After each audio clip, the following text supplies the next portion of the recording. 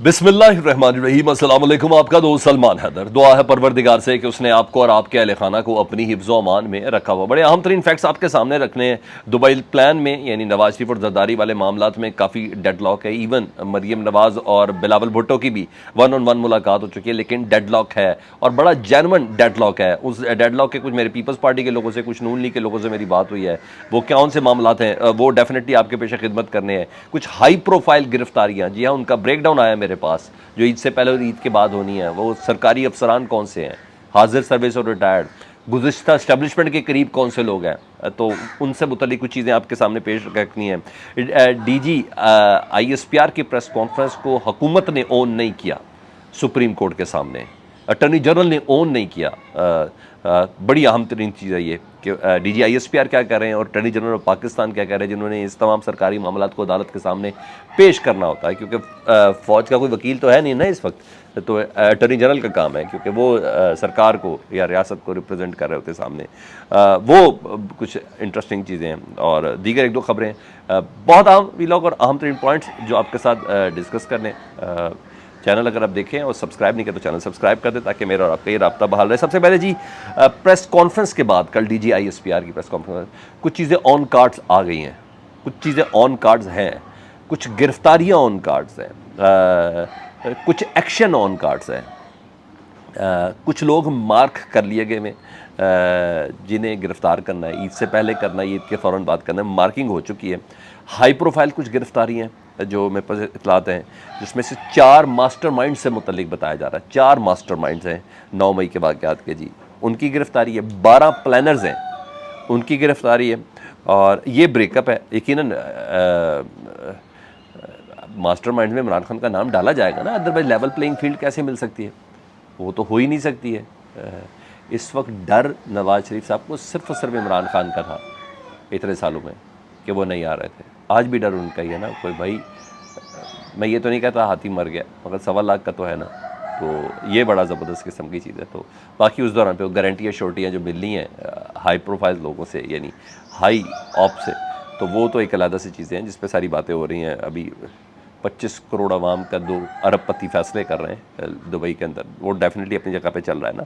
तो यकीनन इमरान खान साहब का नाम भी इसमें डाला जाएगा। बाकी 3 करीबी लोग भी बोले थे, 4 मास्टरमाइंड्स है ना, तो 3 करीबी होते, फवाद चौधरी थे, असद उमर थे, शाह महमूद कुरैशी, तो क्या उनकी गिरफ्तारियाँ हो सकती हैं? क्योंकि ये सब मैं आपको बता रहा हूँ कि ये मार्क हो चुके हुए हैं, गिरफ्तारियाँ मार्क हो चुकी हैं। ये कौन है? हाँ, इस पर थोड़ा सा ज़रा 3 अफराद का, इमरान खान साहब से मुताबिक तो मैं भी कन्फर्म हूँ जी। खुद इमरान खान साहब कन्फर्म है, मैं क्या कन्फर्म हूँगा? तो ये हो सकता है। कल सवाल भी हुआ था ना DG ISPR से कि प्रेस कॉन्फ्रेंस करने के बाद लीडर्स को क्यों छोड़ देते हैं आप लोग, तो उन्होंने कहा नहीं ऐसा नहीं है। हालांकि मैं कहता हूँ ऐसा ही है। पूरा पाकिस्तान जानता है कि प्रेस कॉन्फ्रेंस करने के बाद वो लीडर आज़ाद हो जाता है, उसकी गिरफ्तारियाँ नहीं होती। ये तो शहरियार ख़ान, अली मोहम्मद ख़ान, ये सारे बाहर होते हैं ना, ये सारे बाहर होते हैं। तो मैं ये नहीं कह रहा कि फ़ौज अंदर कर देती होगी भाई, ये फ़ौज के कंधों पे रख के भी तो बहुत से लोग काम कर रहे हैं। बहुत सी दुनिया है इस वक्त पाकिस्तान में, सिर्फ फ़ौज ही नहीं। तो मैं बार बार यही कहता रहा हूँ कि अल्टीमेटली जाता किसकी तरफ है इशारा? ये प्रेस कॉन्फ्रेंस में रिहाई के बाद, प्रेस कॉन्फ्रेंस के बाद जब रिहाई होती है उसके बाद ये चीज़ें होती हैं। तो ये क्यों होता है? और फिर उसके बाद केसेस पे केसेस ही इतने बन चुके होते हैं उससे पहले, लेकिन अचानक ये होता है। यार उन्होंने कहा तो मैं, जैसे उन्होंने कहा मैंने उसको कोट एंड कोट कर दिया। मेरे जो राइट साहब, मैंने आपको बता दिया, जो मेरा कमेंट था वो मैंने आपको बता दिया।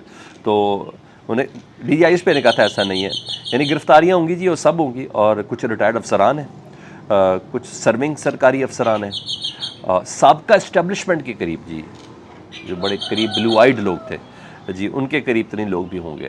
तो ये फॉलो अप मैंने आपको बता दूं कि DG ISPR की प्रेस कॉन्फ्रेंस के बाद सोशल मीडिया के हवाले से वेव चल रही है जी, और पाबंदी पर गौर हो रहा है, कंट्रोल पर गौर हो रहा है। इतना मैं बता दूं, हाई लेवल के जितने गुज़िश्ता दिनों में इजलास हुए हैं, तमाम में social media top of the list रहा है। तो ये पूरा इस पे काम है। ख्वाजा आसिफ भी बैन तक की बात कर सकते हैं, हो सकता है बैन कर दें, ख्वाजा आसिफ तक ने भी कहा हुआ है। तो सोशल मीडिया पर काफ़ी देर तक गुफ्तगू होती है इन जगहों पे, मतलब कोई काम तो बैक एंड पे चल रहा है। फिर हामिद मीर साहब, जी हाँ, उन्होंने भी डराना शुरू कर दिया, लोगों को डरा रहे हैं। वो कहते हैं कि जो लोग ट्विटर पर इस्तेमाल कर रहे हैं ना, जो लोग ट्विटर इस्तेमाल करें, उन्हें चाहिए कि अपना नहीं तो अपने घर वालों का ख्याल रखें। कल जब ये सारे लोग मुसल्ला बगावत में धर लिए जाएंगे तो ये सारे लोग हमारे पीछे भाग रहे होंगे कि हमारे लिए कुछ करें। मतलब सोशल मीडिया को लगाम लगाने का फ़ैसला हो चुका है। अलार्मिंग सूरत हाल है और इस सिलसिले में भी कुछ चीज़ें ऑन कार्ड हैं। तो हम अभी बोल रहे जितना बोलना है, कुछ अरसे बाद बोलने पे पाबंदी हो सकती है। तो यहाँ तक तो है, हालांकि मोहतात बोलने पर भी पाबंदी हो सकती है। तो ये चीज़ें। अब मैं ज़रा थोड़ा दुबई प्लान बता दूँ, फिर सुप्रीम कोर्ट की आज की समाअत भी बता देता हूँ जी। दुबई प्लान जी, पावर शेयरिंग पर बात हो रही है जी। पाकिस्तान की किस्मत के फैसले, मैंने जैसे बताया कि 25 करोड़ अवाम के फैसले 2 अरबपति ख़ानदान कर रहे हैं इस वक्त। 4 अफराद हैं जी, नवाज शरीफ और मरीम नवाज, आसिफ अली जरदारी और बिलावल भुट्टो जरदारी। ये मेरा और आपका फ़ैसला कर रहे हैं जी। और मशावरतें हो रही हैं, अभी तक कोई ख़ास इत्तफाक नहीं हुआ है। यहाँ तक मैं आपको कंफर्म बता दूँ, मुश्किल है ना। मैं फिर उस पर जाऊँगा तो बड़ी माइन्यूट चीज़ें हो जाएंगी कि भाई सीट एडजस्टमेंट कैसे करनी है। कुछ जगहों पे हमें पीपल्स पार्टी के 20-25 अफराद चाहिए जिसमें MNA और MPA शामिल हैं। वहाँ मुस्लिम लीग अपना कैंडिडेट ही खड़ा ना करे। वो कहते नहीं भाई, सेकंड 2018 के इलेक्शन में जो सेकंड नंबर पे जो रनर अप था ना, वो नून लीग ही था। तो हम कैसे तीसरे या चौथे नंबर की पीपल्स पार्टी के खिलाफ ना खड़े हों, अपना कैंडिडेट नीचे बिठा लें। ये कैसे हो सकता है? नहीं तो फ़ायदा भी कोई नहीं होगा, हार ही हो जाएगी। क्योंकि टॉप पे इमरान खान थे, PTI थे, सेकंड पे नून लीग थे, थर्ड पे या फोर्थ पे जाके पीपल्स पार्टी थी। कई जगहों पे तो ज़मानतें भी जब्त थी।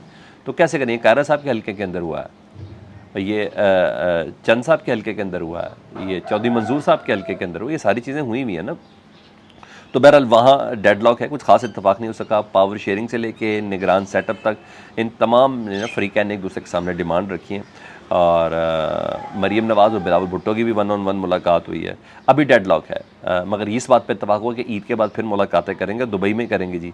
नवाज शरीफ साहब का सऊदी अरब हज वाला प्लान तो नहीं है, अब वो कैंसिल हो गया जी, वो दुबई में रहेंगे। और इम्कान बताया जा रहा है कि दुबई के बाद वो सऊदी अरब जाएंगे उम्रा वगैरह करने के लिए। तो उसके बाद लंदन जाएंगे और फिर लंदन से वापस वाया कतर आएंगे पाकिस्तान में। लेकिन उससे पहले काफ़ी चीज़ें हो चुकी हैं, ये तो हो गया। सुप्रीम कोर्ट की फ़ौजी अदालतों के ऊपर से आज समाअत थी। हम समझ रहे थे कि आज कुछ होगा, लेकिन सही है, अदालत इतनी जल्दी नहीं दिखाई, सुकून करे ना। DG ISPR की प्रेस कॉन्फ्रेंस भी आ गई। मैं कह रहा नहीं कह रहा कि अदालत घबरा गई है, मगर आज दलाइल से अंदाज़ा हो रहा था कि अदालत को थोड़ा टाइम भी चाहिए, होना भी चाहिए टाइम। क्योंकि जब कह दिया कि ट्रायल ही नहीं हो रहे तब क्या करें। तो वही ये चीज़ हुई कि जुलाई के दूसरे हफ्ते के लिए समाअत मुलतवी कर दी गई है। आज समाअत की जो बड़ी बातें ज़रा 2-3 सुन लें जी। कल जिस पे कन्फ्यूजन है और कन्फ्यूजन पैदा हो गई थी, वो ये थी कि अदालत ने कहा था कि 102 लोग जो फ़ौजी अदालतों के पास हैं, फ़ौज के पास हैं, उनके ट्रायल का भी ना आगाज़ करें। हम उम्मीद यही करते हैं। तो DG ISPR ने कह दिया था प्रेस कॉन्फ्रेंस में कि जी ट्रायल हैं, ट्रायल जारी हैं और जारी रहेंगे। और मामला बड़ा था डेफिनेटली। तासुर तो यही किया था कि DG ISPR ने चीफ जस्टिस को सीधा सीधा पैगाम दे दिया। और मैंने भी यही कहा था कि इसका मतलब ही यही है। मैं क्या करूँ, पूरी दुनिया ये कह रही थी, इसका मतलब ये है कि सीधा सीधा सुप्रीम कोर्ट को कहा है वो जो मर्ज़ी करते रहें, हम अपनी मर्ज़ी करेंगे।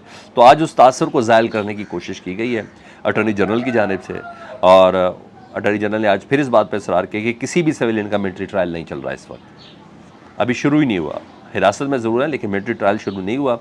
और DG ISPR की प्रेस कॉन्फ्रेंस के बाद अटॉर्नी जनरल कहते हैं कि मैंने मुतल्लिका हुकाम से रब्ता किया और अपनी स्टेटमेंट पर कायम हूँ कि ट्रायल नहीं हो रहे, फ़ौजी अदालतों में ट्रायल अभी नहीं हो रहे। इमरान खान साहब के वकील ने ज़रूर हाईलाइट किया कि अटॉर्नी जनरल और DG ISPR दोनों की स्टेटमेंट में तजाद है। वो कह रहे ट्रायल हो रहा है और जारी है, वो कह रहे अभी शुरू ही नहीं हुआ। तो मगर चीफ जस्टिस ने कहा हम अटॉर्नी जनरल की बात पर यकीन रखते हैं। तो आम खबर यही है, एक और इसमें कि सुप्रीम कोर्ट बार भी बीच में इन्वॉल्व होगी। और चीफ जस्टिस ने बड़ा खुशाइंद करार दिया है। आबिद ज़ुबैरी साहब भी बीच के अंदर आ गए हैं। उन्होंने कहा ज़बरदस्त किस्म के दलाल देंगे तो हम इसको खुशामदीद कहेंगे। हाँ, दूसरे कुछ चीज़ें जस्टिस आयशा मलिक मुतमईन नहीं है। उन्होंने कहा मैं ये मुतमईन ही नहीं हूँ कि जी सिविलियन के ट्रायल कैसे हो सकते हैं। अगर ऐसा ही है, एक और जज ने कहा, तो आइन पर इस पर थोड़ा आइन में तरमीम कर लें, ये हो सकता है। और एक जज ने कहा था सिर्फ जंग और जंगी हालात में ही फ़ौजी अदालतों में ट्रायल हो सकता है, और ये दोनों मौके ऐसे नहीं हैं। तो चीफ जस्टिस ने एक स्टेज पे कहा समझ से बाला तर है कि जिनके खिलाफ सबूत ही नहीं तो ये 102 अफराद गिरफ्तार कैसे हैं।